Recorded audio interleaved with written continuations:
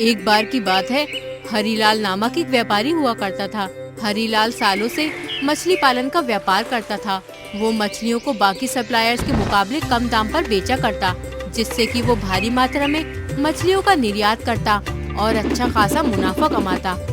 उसकी ये हरकत से बाकी व्यापारी बड़े नाराज रहते थे। उन्हीं व्यापारियों में से एक था विकास, जिसकी हरीलाल से दुश्मनी बाकियों के मुकाबले थोड़ी पुरानी और गहरी थी। एक दिन, पिताजी, आपका धंधा कैसा चल रहा है? सही चल रहा है। आज अचानक मेरे धंधे में दिलचस्पी कैसे आ गई? हाँ, वो तो मछलियों वाला तालाब सूखा देखा तो पूछने की इच्छा हुई। क्या हमारा मछलियों वाला तालाब? हाँ। अरे ऐसे कैसे सूख गया? हरीलाल तुरंत तालाब की ओर भागा। वहाँ पहुँचने पर उसने देखा तालाब में ना तो पानी बचा है और ना ही मछली। हरीलाल तुरंत समझ गया, ये किसी ने जानबूझकर किया है। आसपास पूछने पर कुछ लोग जिनके घर तालाब के पास हैं, उन्होंने बताया कि कल देर रात तक कुछ गाड़ी और मोटर चलने की आवाज आ रही थी। ये सुनकर हरीलाल का शक यकीन में बदल गया। उसने तालाब के पास रह रहे मंगलू हलवाई को तालाब की देखरेख करने का जिम्मा दिया। देख मंगलू, तालाब के आसपास कोई भी गड़बड़ दिखे तो तुरंत ही मुझे फोन करना। जरूर हरीलाल, तुम चिंता मत करो। हरीलाल ने मंगलू को देखरेख करने के लिए कुछ पैसे भी दिए। तालाब के सूखने और मछलियों के चोरी हो जाने पर हरीलाल को नुकसान हुआ, जिसके कारण वो हर बार की तरह मछलियों को कम दाम पर सप्लाई न कर सका। उधर विकास और उसके साथियों ने भारी मात्रा में मछली को ज्यादा दाम पर बेचा और मोटा पैसा कमाया। देखा तुम सबने, ये हरीलाल को रास्ते पे कैसे लाया? अरे मानना पड़ेगा, ये हरीलाल ने नाक में दम कर रखा था। अब कुछ दिन शांत रहेगा वो, तब तक अपना फायदा चलता रहेगा। मंगलू को देखरेख पर रखने से तालाब में गड़बड़ी तो रुक गई, पर एक नई समस्या सामने आ गई। गर्मी का मौसम था और इस बार रिकॉर्ड तोड़ गर्मी की वजह से तालाब का पानी गर्म होने लगा, जो मछलियों के लिए नुकसानदेह था। तालाब में मछलियों की तादाद बढ़ने की बजाय कम होने लगी। अभी हरीलाल पिछले नुकसान से ही जूझ रहा था कि ये एक नई समस्या उसके सामने आ गई। उधर विकास और बाकी व्यापारी हरीलाल की हालत का फायदा उठाकर बाजार से मोटा पैसा कमा रहे थे। इन सब समस्याओं से निकलने के लिए हरीलाल के दिमाग में एक तरकीब सूझी। हरीलाल ने गांव के एक जमींदार से ढेर सारा पैसा उधार पर ले लिया। तुम्हारी जगह कोई और होता हरीलाल, तो शायद मैं उधार न देता, पर तुम भले आदमी हो और मुझे तुम पर भरोसा है। मुझे पता था कि आप मुझे निराश नहीं करेंगे। आपका बहुत बहुत शुक्रिया। हरीलाल बड़ा व्यापारी था, तो जमींदार ने भी पैसे देने से मना नहीं किया।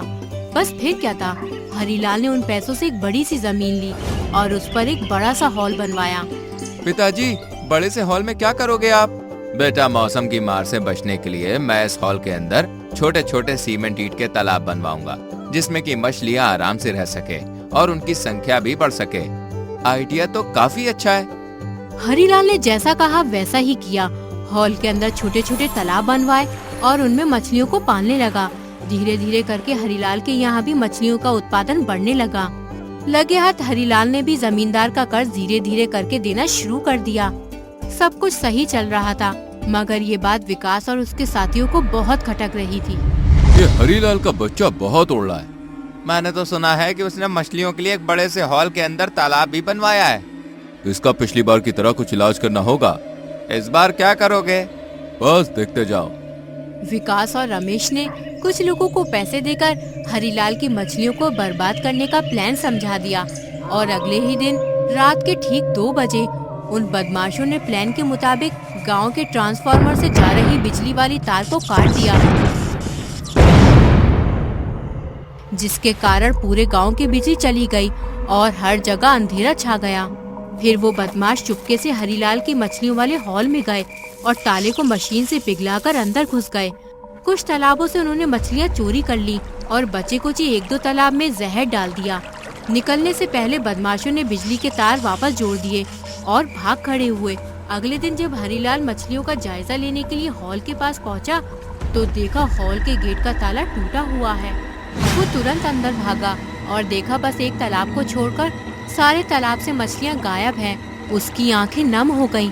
जमींदार का कर्ज उसके दिमाग में घूमने लगा। उसने सब कुछ बेचकर कर्ज चुकाने का मन बना लिया था। बचे हुए एक तालाब से जिसमें मछलियां थीं, उसमें हानिकारक केमिकल की गंध आ रही थी। हरीलाल ने जहरीला पानी मोटर ऑन करके निकाला और बाहर फेंक दिया। बाकी जो मरी हुई मछलियाँ थी उन्हें भी उठाकर एक झोली में रखने लगा। अचानक उसके हाथ से एक मछली फिसलकर गिर गई। मछली के गिरने पर एक ऐसी आवाज आई जैसे मानो कोई धातु की चीज गिरी हो। हरीलाल ने मछली उठाकर देखा, उसे दबाने पर मछली बेहद सख्त महसूस हुई। हरीलाल को बड़ा अजीब लगा। उसने मछली को खरोच कर देखा। ऊपर की परत हटने पर अंदर से मछली सोने की बन चुकी थी। हरीलाल ये देखकर दंग रह गया। उसने बची कुची मछलियों को भी खरोच कर देखा तो पाया सारी मछलियाँ सोने की बन गई हैं। उसे अब भी भरोसा न हुआ। वो दूर के एक सुनार के पास गया तो अब पता चला मछलियाँ सच में सोने की हैं। अब तो हरीलाल की खुशी का ठिकाना ना रहा। उसने भगवान को ऊपर देखकर प्रणाम किया और वापस ईमानदारी से तरक्की की राह पर चल पड़ा। चिंटू, ऋषभ, परी और मिष्टी चिंताया नगर में रहते थे। वो चारों एक दूसरे के सबसे अच्छे दोस्त हैं। चिंटू बहुत होशियार और चालाक है। ऋषभ बहुत साहसी और बलवान है। परी बहुत नेक और दयालु है और मिष्टी बहुत समझदार और दिल की अच्छी है। वो चारों हमेशा एक दूसरे की मदद करते हैं और एक साथ मिलकर अच्छाई को फैलाने का काम करते हैं। एक दिन चारों दोस्त एक जंगल में घूम रहे थे। वो बहुत मस्ती कर रहे थे और खुश दिख रहे थे। तभी उन्हें एक गहरे कुएं के अंदर एक घड़ा दिखाई दिया। घड़े की चमकीली सूर्यमुखी उन्हें आकर्षित करने लगी। अरे वाह, देखो ये घड़ा कितना सुंदर है। हाँ, हमें इसे निकालने की कुछ तरकीब सोचनी चाहिए ताकि हम इसे और पास से देख सकें। चारों दोस्त कुएं के पास गए और घड़े को ध्यान से देखने लगे। कुछ देर बाद ऋषभ ने एक रस्सी खोजी और उस घड़े को बाहर निकाला। चारों दोस्त हैरानी से घड़े को देखते रहे। दोस्तों, मेरे ख्याल से ये कोई आम घड़ा नहीं लगता। हाँ परी, ये कोई आम नहीं है बल्कि जादुई घड़ा है। ध्यान से देखो, इस घड़े के अंदर कुछ रोशनी निकल रही है। ये जादुई घड़े को हमें अपने पास रखना चाहिए। चिंटू, लेकिन तुम इस जादुई घड़े को क्या करना चाहते हो? मुझे लगता है कि ये घड़ा हमें किसी भी दिक्कत से बचा सकता है। यदि हम किसी बुरे समय में फंस जाएं, तो हम इस जादुई घड़े का इस्तेमाल करके बड़ी आसानी से बाहर निकल सकते हैं। हाँ चिंटू, सही कह रहा है। ये जादुई घड़ा हमें सभी परेशानियों से बचा सकता है। लेकिन हमें ये भी सोचना चाहिए कि ये जादुई घड़ा इतने सालों से जब कुएं में था तो अब ये काम करेगा भी या नहीं। मिष्टी सही कह रही हो। हमें इसे कारगर तरीके से इस्तेमाल करके ये देखना चाहिए कि ये घड़ा अब भी काम करता है या नहीं। हम इसे अच्छी तरह से जांच लेते हैं और उसका सही से इस्तेमाल करते हैं। मुझे लगता है कि इस घड़े को हमें अपने पास रखना चाहिए और अपने दिन भर में अच्छे काम करके देखना चाहिए कि कुछ डिफरेंस है या नहीं। चारों दोस्तों ने जादुई घड़े को अपने साथ रखने का फैसला किया और वो अपने अच्छे कामों के साथ अपने दिन बिताने लगे। वो दूसरों की मदद करते, दया करते और एक दूसरे का साथ देते थे। जादुई घड़ी की चमकीली सूर्यमुखी और जादुई शक्ति ने उन्हें और भी बढ़िया बना दिया। एक दिन चारों दोस्त जंगल में खेल रहे थे। वो बड़े खुश दिख रहे थे। तभी उनकी गेंद एक पुराने मंदिर के पास जा पहुंची। वो लोग उसके पीछे पीछे गए। मंदिर की सुंदर नक्काशी और शांत माहौल ने उन्हें आकर्षित किया। वाह, देखो ये मंदिर कितना सुंदर है। हमें इसे और पास से देखना चाहिए। हाँ परी, आज हमें इस मंदिर के दर्शन करने का अवसर मिला है। लगता है बहुत सालों से इस मंदिर में कोई भी नहीं आया है। देखो, मंदिर के दरवाजे पे लिखा है, जादुई घड़े की मदद से अच्छाई को फैलाएं। ये मंदिर कहीं हमारे जादुई घड़े से जुड़ा हुआ तो नहीं है? हाँ, इसका मतलब है ये मंदिर अच्छाई और दया के लिए है। हमें इस मंदिर में दर्शन करने और अपनी अच्छाई का विकास करने का एक अच्छा मौका मिला है। हाँ, हम सभी को इस मंदिर के दर्शन जरूर करने चाहिए। चारों दोस्त ने मंदिर के दर्शन किए। उसी रात जब चारों दोस्त सोने के लिए तैयार हो रहे थे, तभी जादुई घड़े से जोरदार आवाज सुनाई दी। वो सभी देखने लगे। उन्हें समझ नहीं आया कि ये जोरदार आवाज किस चीज की थी। जादुई घड़े की चमकीली सूर्यमुखी में अचानक चमक दिखाई दी। ये कैसा जादू है? देखो, जादुई घड़ा चमक रहा है। क्या हमें उसमें से कुछ खास मिलेगा? शायद हाँ, चलो हम देखते हैं। चिंटू, ऋषभ, परी और मिष्टी देखने लगे और उन्हें हैरत भरी घटना देखने को मिली। जादुई घड़े के आसपास सब चमक रहा था। एक अजीब रंगीन परछाई और तारे उन्हें आकर्षित कर रहे थे। उन्हें लग रहा था कि वो खुद किसी जादू से घिरे हुए हैं।